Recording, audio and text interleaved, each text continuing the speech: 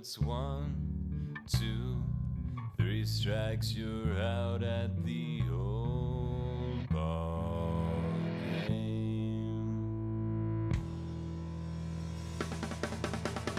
Take me out. Twitchy Dolphin Media presents Let's Get To. It's baseball from sea to shining sea by the team that brings you home. And now, your host, James Christopher. And welcome to Let's Get To, and I am your host, James Christopher, and we've got a great episode today focusing on a team that plays in the third oldest ballpark that's in continuous use in the U.S. We're talking about Bosse Field in Evansville, Indiana. Now, Bosse Field has seen some baseball, y'all. It's a beautiful, well-cared-for bastion of baseball heaven. So beautiful, so well-maintained that those two guys on American Pie would call it a BILF. I don't know what that would mean or how that would work, but you know what I mean. BILF, BILF, BILF. But it got me thinking, what's better, an old park or a new park? And while I'm not necessarily your car guy, I thought to myself, this is a great analogy. Now, your old, pristinely taken care of park is like a really sweet 64.5 Mustang, just as badass as these new ones rolling off the line. But those kind of in-the-middle bleh ballparks is kind of like a Ford Escort. Nah. Now, a new park, pretty much anything, say, from the last 2 decades, is going to offer you smooth styling, all the amenities, and sometimes, even in a club situation, you might actually get some heated leather seats. I've seen it. Now, the classic is your basic Corvette Stingray. It's oozing craftsmanship, nostalgia. It's a shrine to the best in Americana. And that middle-aged ballpark, the cookie-cutter, multi-use facility that's really there to kind of just, serve a purpose of sports played here. That's, again, your Ford Fiesta hatchback. It's mass-produced. The kind of car that at least 2 of your friends had in high school, and while it was a lame car to have, I had to envy their lame car because I didn't even have a lame car to be envied. You all know what I'm talking about. You got in his back seat and there were CDs everywhere. It was a whole thing. I dated myself, didn't I? Ballparks cars, I know it's not a perfect metaphor, but it's the best I have for you today. The new ones, shiny, new, innovated. The great classics are filled with history and idiosyncrasies that you might not see anymore. And about the only time a ballpark swings and misses for me is when you get that cookie cutter vibe that just said, let's play some baseball and move on. Who cares about style? Now, it's easy to want to plan a trip around seeing the new ballparks. Look, I get it. When I hear about a new one opening, I want to get out there too. But don't ignore the older one just because they might be showing a little age. Just like cars and people and baseball show hosts, the ones with a little experience, a little bit of mileage on them, sometimes offer way more for you as a baseball fan than the newest, most modern ballpark out there. Now, speaking of older in the best kind of way, we're getting back out to Bosse Field, home of your Evansville Otters, because we've got a real treat for you today. On the St. Louis team, we have who's on first, what's on second, I don't know's on third. That's what I want to find out. I want you to tell me the names of the fellas on the St. Louis team. I'm telling you, who's on first, what's on second, I don't know's on third. You know the fellas' names? Yes. Well, then who's playing first? Yes. I mean, the fellas' Who's on first? The Let's The fella Get playing To first team base of the is St. week. Louis. Who? Now, we all know that Indiana's supposed to be the home of basketball, Hoosiers and all that. But as you know, and if you've had a conversation with me for more than 5 minutes, I generally consider basketball to be America's greatest waste of time. But you know what else they have in Indiana? They got some baseball, y'all. A lot of it. It's the kind of baseball you think about when you think of baseball at its most idyllic. It's that Midwest setting of small parks, fans, family, and the game all intertwined as the eyes from the seats hang on every pitch.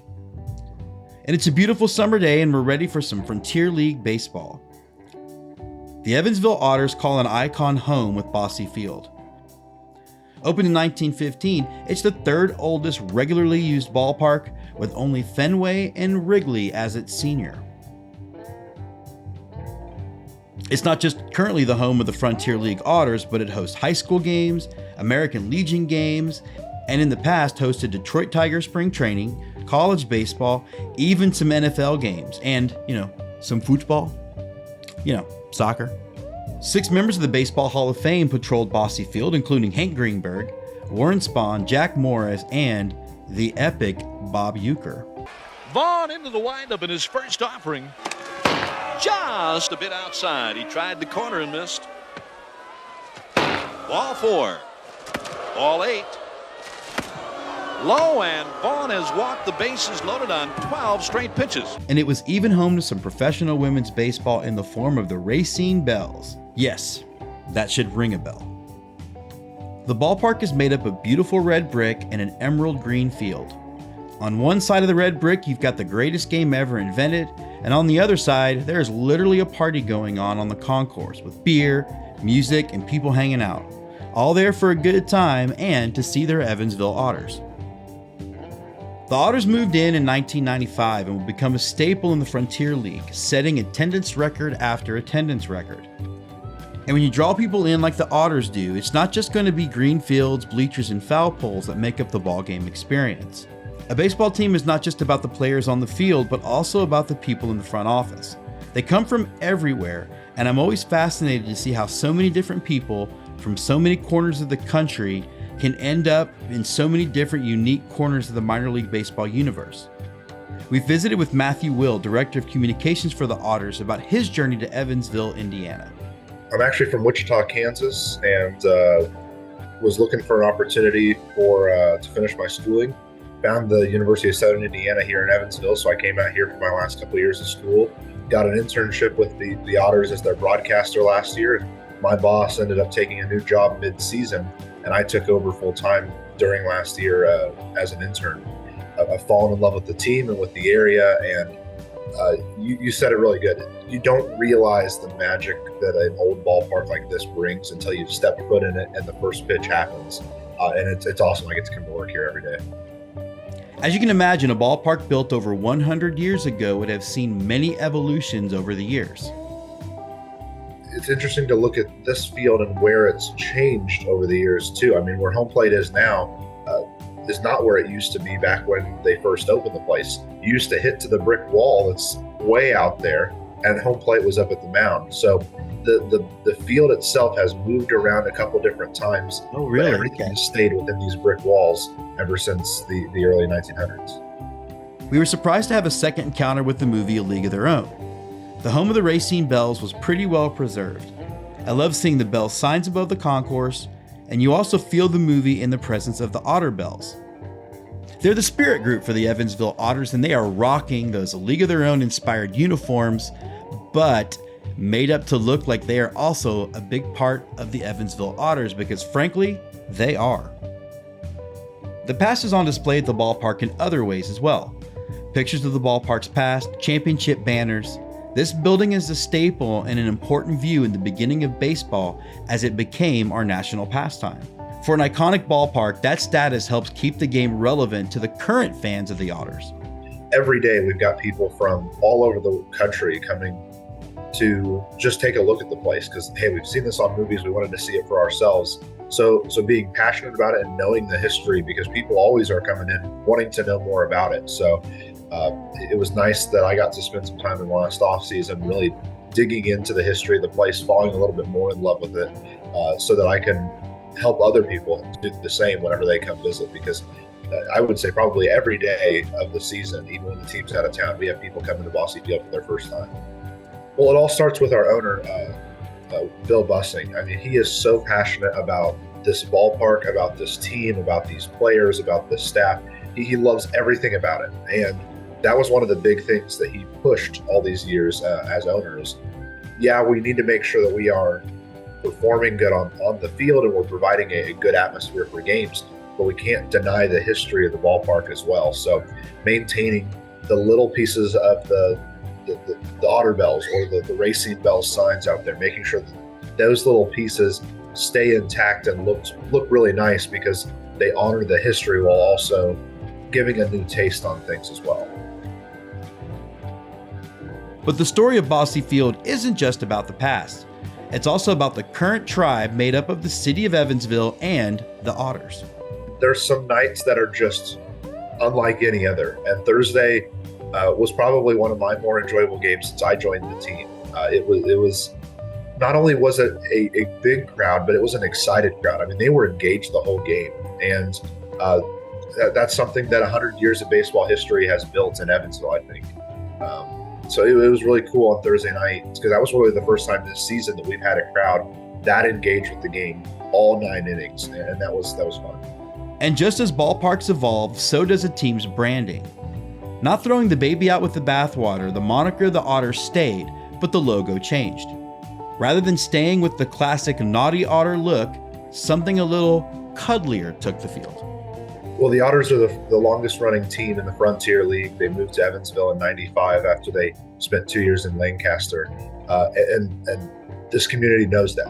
We're passionate about being, and we're proud to be the longest running team in this league. So we make sure that we keep people remembering that we are the Otters, and we always have been the Otters. And I think that was their big push a couple of years ago with the rebrand is maybe we have the Otter look a little less menacing because the other one, if you haven't seen a picture of it, is it's intense, ferocious. Yeah. And that was the big push is let's maybe make this look a little bit more friendly, but also people know the Otters. That's what we need to keep a good hold of as well. And then I think that my favorite thing that I saw about the rebrand was they made it very Evansville focused. I mean, the script Evansville is one of the biggest parts of that logo. And it's just making sure that we're reminding people that, we're a hometown team. We, unlike the rest of the Frontier League, are not near a major city. So we have that small homey feel and our fans show it. A community and its baseball team form a symbiotic relationship. In Evansville, they are pretty much the only game in town, and with that power comes great responsibility. There's not a lot else going on in Evansville in the summer, so we know that we've got to provide exciting entertainment every single night because there's not a lot else to do. Just in the West Division in the Frontier League, every other team is within 20 minutes of a metro area of a large city. So we've really attacked the fact that we like being a place where families can come out, have a nice night out, and can do it for cheap as well. And the Evansville community every single year just impresses us more and more. Last year was the second biggest attendance in team history. And it was simply just going back to basics and giving people an enjoyable night out. With the concept that the Otters need to serve everyone in Evansville, they have a need to both be this family-friendly environment and a place where young adults can hang out, knock back a few beers, and have a good time. That's one of the really cool things about this place is everybody can have a good time. The kids, if they're not having fun inside the concourse, outside, there's bounce houses for them. There's always kids running after every foul ball they can find. Yeah. A lot of parents like the atmosphere just because it does feel a little bit more family oriented here. Whereas there are some teams that you can tell that the big focus is let's get as much alcohol sold as we can. Here we try to make sure that everyone feels included. Kids, mom, dad, grandma, everyone can come out and have a good time at the ballpark. You were actually lucky Thursday though. As far as we know, Thursday night was the first beer snake in Evansville Otters or Evansville baseball history. One of the parts of this whole minor league baseball industry that's always really fascinated me is how truly collaborative it is. Since each team isn't really competing against each other for business, they are really open about sharing ideas. You'll often see sharing of best practices between squads as they all try to grow the game and their fan bases. They realize that growing baseball's fandom in one town is good for every single town that boasts a local 9. Yeah, I think that was one of the coolest things this year for me is being the broadcaster last year. I traveled with the team to every road ballpark. I got to see a lot of promotions on the road. So I got to bring a couple of new ideas. And though we might have borrowed from some, all of them have been tailored to the Evansville area because we know that we can put our fresh spin on it. But there's a lot of that. I mean, when something works in minor league sports, it's likely to work for your market as well. And I think the entire minor league sports world sees it more as helping each other than we do as stealing. Because when we're successful, the Frontier League is successful. So we like to see that if we have a great promotion and other teams in our league use it, it's making our league better, not just stealing from our ideas, if you will. Of course, with these ideas, sometimes we talk about the third rail of minor league baseball, theme nights and promotion. Too many Olds or Astros beat writers think we don't need such distractions. And as I've said so many times on this show, anything that we can do to get people into a ballpark is worth doing. The families want to come out when they know the two kids are going to have a great time at the ballpark. And we have promotions that are like that. And then we've got the promotions that are a little bit more oriented towards a different demographic. Like Saturday is coming up is one of my favorite ones of the entire year. It's our Salute to the Negro Leagues night. And both teams wear throwback Negro Leagues jerseys, even though they're 100% wool and they must be incredibly hot to play in. Whoa, y'all! Wait, whoa! Y'all are making. They're wearing wool. Yeah. That's great. I mean, I feel bad for them. That's awesome. Yeah, it's really cool. The players love it. We make sure that we have a good history on it. Every single jersey that's out there, even though they are recreations, so that when we're announcing them, we can give a little extra added benefit of here's the jersey this player is wearing, here's who the famous players who wore this for this team. And it's one of my favorite nights. It's going to be really cool to see the turnout again this year for it. One of the promos that I find the funniest, though, is the beer batter. You see, they pick a batter in the opposing team's lineup. Anytime that guy strikes out, there's either a discount or, in some places that gets a little crazy, some free beer. Is it mean? I don't know. I think it's good-natured and fun. We have a rule in our press box that we are not allowed to pick the 7, 8, or 9 hitters. Oh, I love that. Oh, that's great. We make sure that, give it to a guy who, might strike out. We look at the numbers a little bit, but we try to make it a little more fair by putting it in the first half. We close things out with Matthew by asking him some of our fun rapid-fire questions. One of the discussions I found fascinating is the debate between Shohei Ohtani and Babe Ruth. Now, the only real way to have this discussion is to level the playing field. How these players would fare in each other's eras if they both had all of the same advantages or disadvantages available to them. For example, Babe Ruth gets to have trainers and dietitians and all the cameras to work on his swing. Or Shohei Ohtani doesn't get any of those things if he's playing in the Babe's era. Shohei Ohtani is so incredibly fun to watch. And beside all, we can see his passion for the game. But it would be a ton of fun to see Babe Ruth in this era, just to see what he could do. Wouldn't it, though? Yeah. No, I agree. For as much as being an Astros fan, Shohei has kind of been a thorn in our side for a long time. Even watching him with Japan win was just... He's so good for baseball. I don't know where he'll end up next. Probably Yankees or Dodgers, but that'll be it'll still be fun to watch.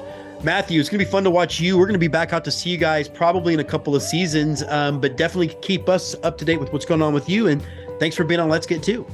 Sounds great. Thanks for having me. So the sun is going down over beautiful Bosse Field.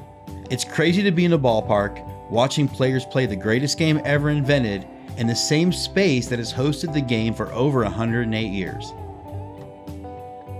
This place is evidence that baseball is strong, resilient, and will be here for a long, long time, long after all of us are gone.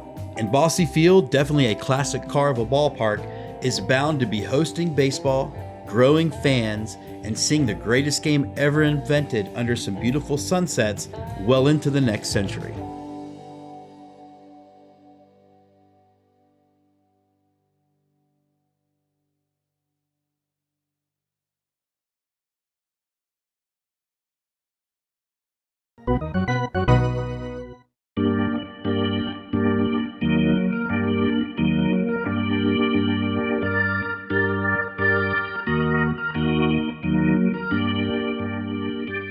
Let's Get To presents Lights, Camera, Play Ball, Inside Baseball Cinema. All right, we're back here on Lights, Camera, Play Ball. We've got Gary C. Warren here, you see him on this show, you see him on Fanboy 76, you see him in my heart. We're going to talk a little baseball movies. Gary, how you doing today? I'm good, man. How are you doing? I'm fantastic, and it's kind of a happenstance and fun that so the way this goes, I knew I was going to one ballpark where League of Their Own was filmed, so I did a whole League of Their Own thing.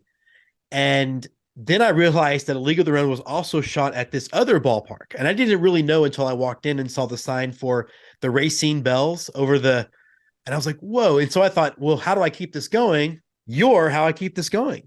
Well, I'm glad to help. There you go. let's talk about it as a baseball movie first. I know it sits relatively high on my baseball movie list, maybe at number 5. Where does it sit for you? I'd say it's probably around 10, maybe. It's one back in what it came out in like 92 or something like that. Yeah.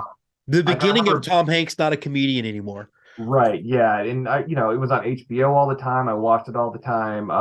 It doesn't reach those levels of Major League or Bull Durham or some of those. But I actually hadn't watched it in probably 15 years and watched it recently, and it really does hold up.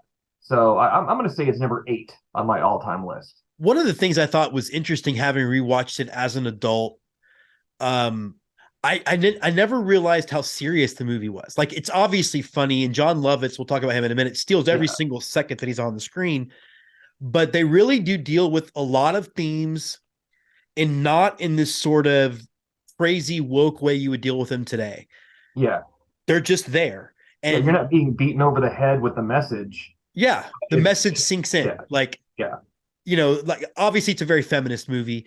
But the thing that struck me was how, when all of this was said and done, it's still about these women whose husbands are serving overseas. And when that moment interjects that, so it's really just a very hit you over the head moment.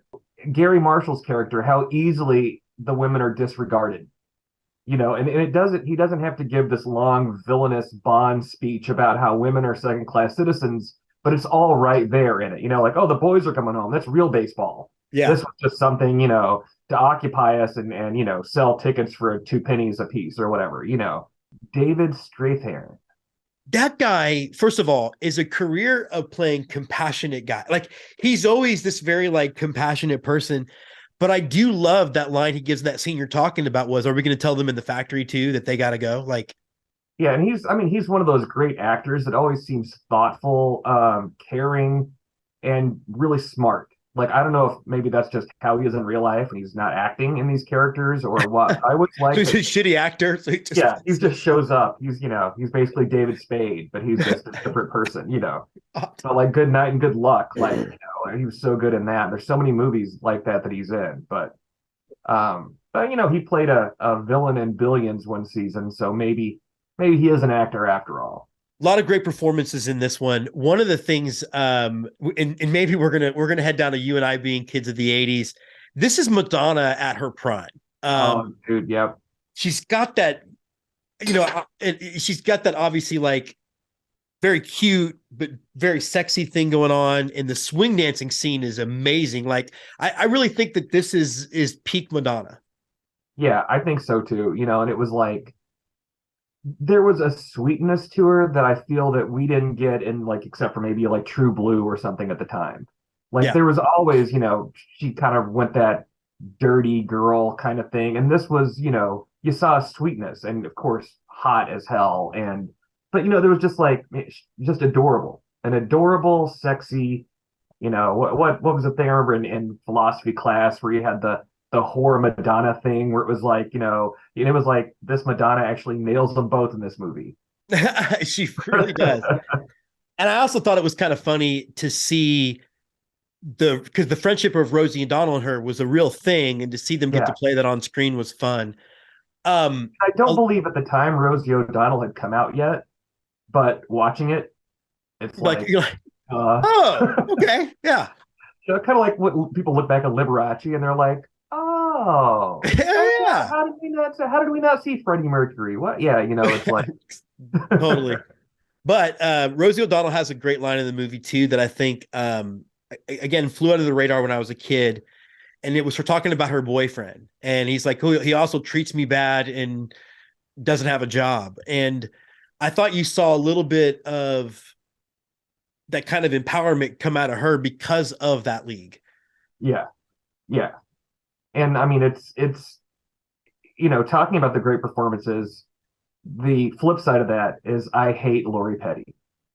We're getting to Lori Petty. Okay, good, because I can't let that one go unturned. I feel like if a different actress had played that part, because it's you want the little sister to be a brat, but there's just something dislikable about her performance in that goes beyond that, and yeah, she takes the movie down a notch for me.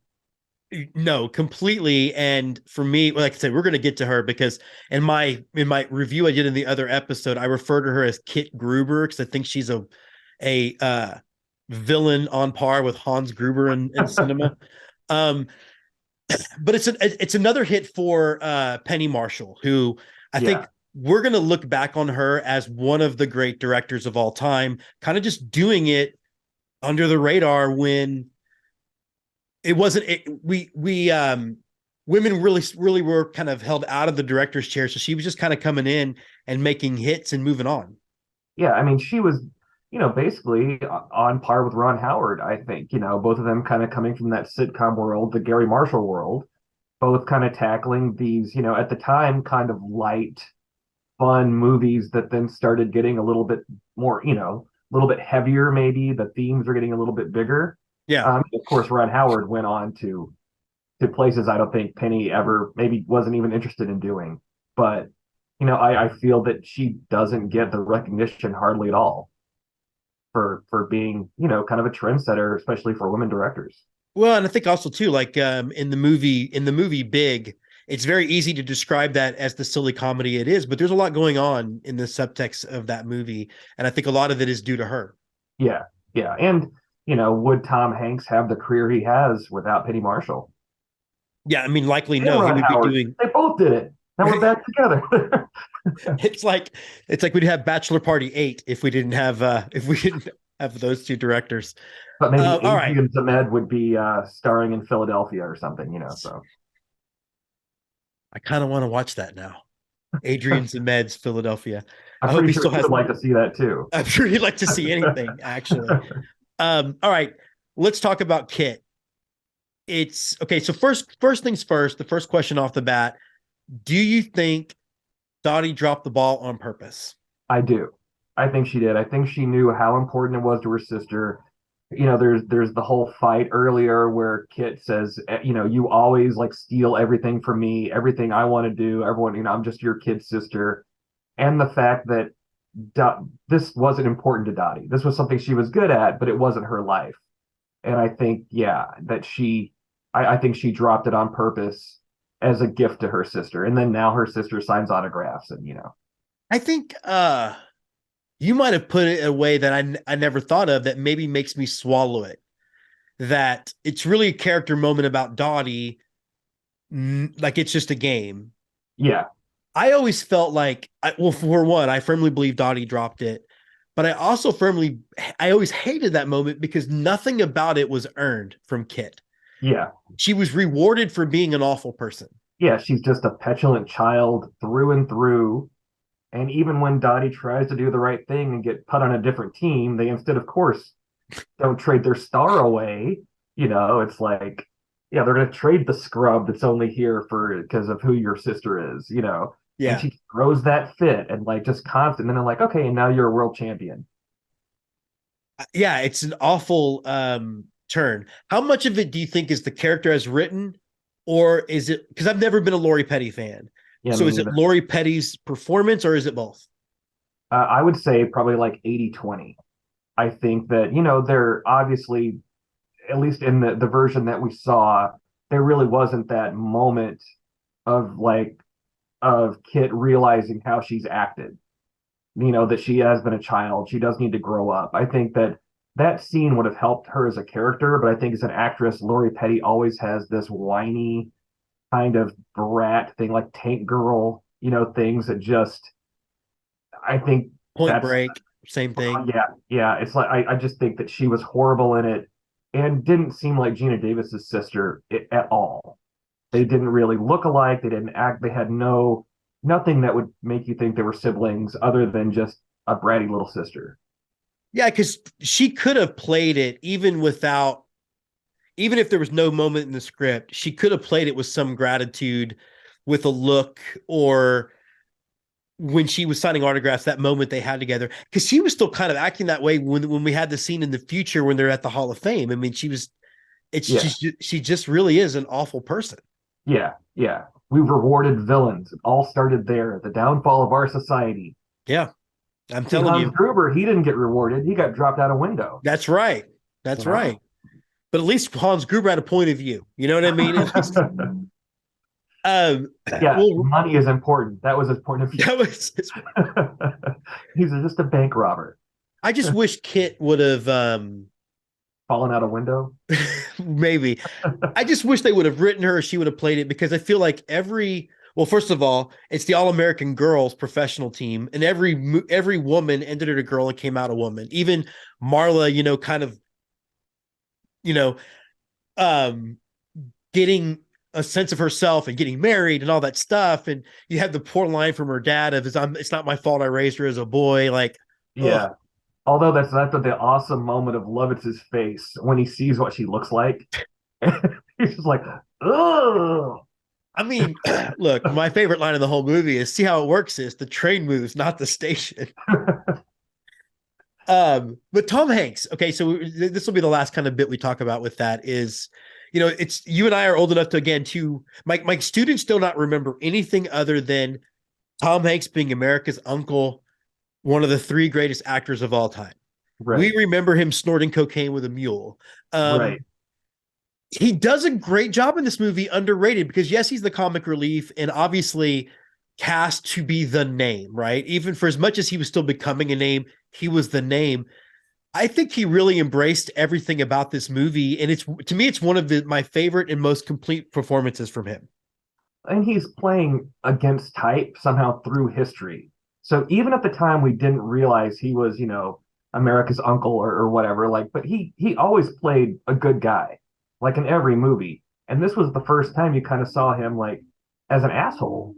Yeah. He just was a drunken buffoon, and you get to see him slowly turn his life around. But at the end, he's still that crotchety old bastard is in there. And I think it was the first time, even more so than Big, which is where we, in theory, got to see Tom Hanks stretch his acting muscles. This one was actually like a full-on character that at no point was he Tom Hanks. Yeah, I mean, you're right. And I like that they played with the connection of, he didn't start to change his appreciation of these girls and then become ball players until it became connecting with an actual ball player, Dottie on the bus. Like, it wasn't it wasn't like what you see in movies so many times today where it was a change that came out of nowhere. Like God made you change. It was, you saw him relating to the one thing he understood, which was ball players.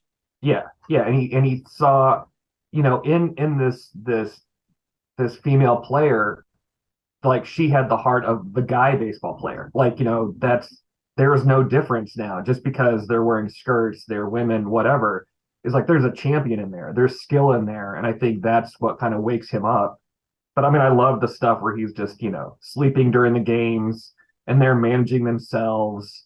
And, it's because, I mean, that was what he was hired to do too. They're just go out, sign some autographs. Tip your hat, wave your little hat around. What you do then. Yeah. And also his longest pee scene is pretty amazing. I think one of the scenes I think is the best is the argument he and Jeannie Davis have through the signs. Because I don't remember signs being that intricate that you can have an entire conversation, but watching that whole thing, I thought was just hysterical. Poor Marla getting in and out of the batter's box. It was just hilarious to me. Yeah. I loved it. Yeah, I mean, from what I remember back in the day, they had maybe 4 things they did, and you just knew the third one was the indicator. Ear, nose, whatever. And yeah. And then of course in every movie the guy has to grab his crotch and spit. So that which was, that sounded good. That was a great one. Well, yeah, I mean, look, I think what I love about it is the fact that it does hold up as well as I thought it would.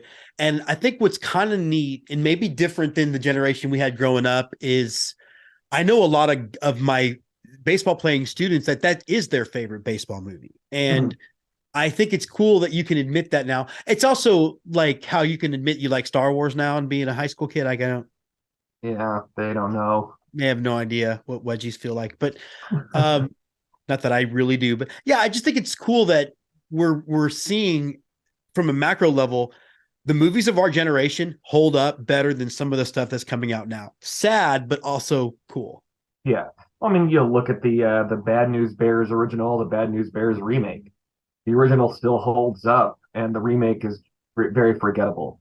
And I think Very. there's something about some of these older movies, and who knows, there could be movies made today that in 20 years we look back and they're timeless. But it just feels that there was, the cynical part of me is like, oh, well, now it's all about money. And everything is being made by a committee. And back then it was still about money, but there was a little bit more heart and art in it. And I don't think anybody in 30 years is going to be talking about the League of Their Own TV show, and they're the way that we're talking about the movie now. Yeah, it's interesting too, is if you remember back again when back in our day, you could make a lot of different kinds of movies because you would counter program and you would say how Star Wars is opening, but if it sells out, you could also go in and see Terms of Endearment or something. I'm using an example. Whereas now, I mean, it's the 15 big movies a year that you target, and then everything else disappears on a streaming platform. Yeah, well, and then it's also that, okay, you've got a 20-screen multiplex, but there's 4 movies playing. Yeah. And, and it's like there is no, I mean, remember, I think it was the second Austin Powers opened against Star Wars, and it was like, and it made 170 million because Star Wars sold out. And then it was like, what else am I going to go see? And it's like that kind of thing that, and yeah, there was, they would counter program Super Bowl weekend. They would have a big, like, female-led movie because obviously the wives don't want to watch football, whatever that is. Because women don't like football. Women don't like the sports. No, they want to go watch people kiss it, And now, there's no opportunity for any of this except on streaming. And, as much as I might disagree with a lot of what Tarantino talked about in that recent interview, I do think there is something about this streaming stuff is forgettable. And none of it, he says it's not part of the zeitgeist or whatever. I think some is, but it's the TV show things that people catch onto, your Stranger Things or whatever. Yeah. And no one is going to remember a Ryan Reynolds, direct a streaming movie in 10 years.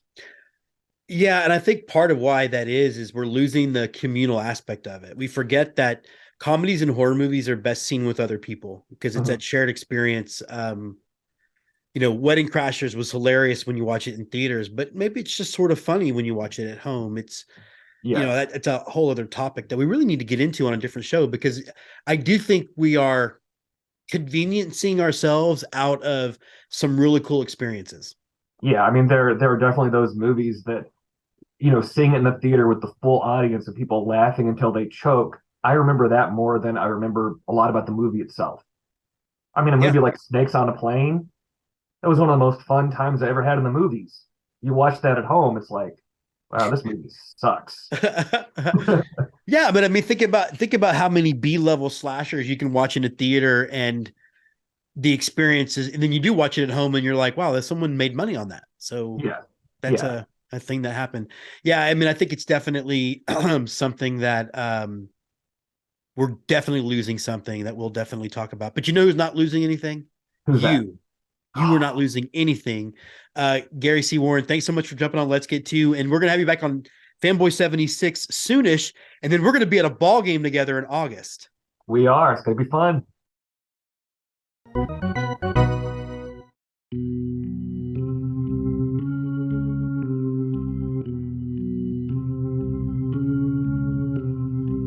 And now, on to close it out, the right-hander from Houston, Texas, James Christopher. So that does wrap up this episode of Let's Get To. We are out here at Bosse Field, home of your Evansville Otters, and I've got 2 of the Otter Bells with us. Of course, diving into A League of Their Own. First of all, how many times have y'all seen the movie? Too many times to count. Once. There you go. So you averages out to a lot. Real quick, your names and why you do this. My name's Honor Bell, and I do it because I've been dancing for 16 years, and I just love entertaining, and baseball is pretty fun too. My name is. Oh, I'm so sorry. No, you're good. You keep talking. This is live television, sort of. I was just gonna say, baseball's pretty fun too. Should be the tagline of the show. My name is Brooke Bell, and I do this I love to see people smile and have a great time. I'm surprised at how many people are here. Like on a Thursday, this place jumps. Oh yeah, especially on Thirsty Thursday. Yep. We're very simple people as baseball fans. All right, guys, that does wrap up this episode of Let's Get To. Thanks for watching. We're going to be back next week with some more fun baseball. We're going to be at the Rocket City Trash Pandas. So remember, get you some peanuts, get you some Cracker Jack, and most importantly, Let's get to. Let's Get To, presented by Twitchy Dolphin Media.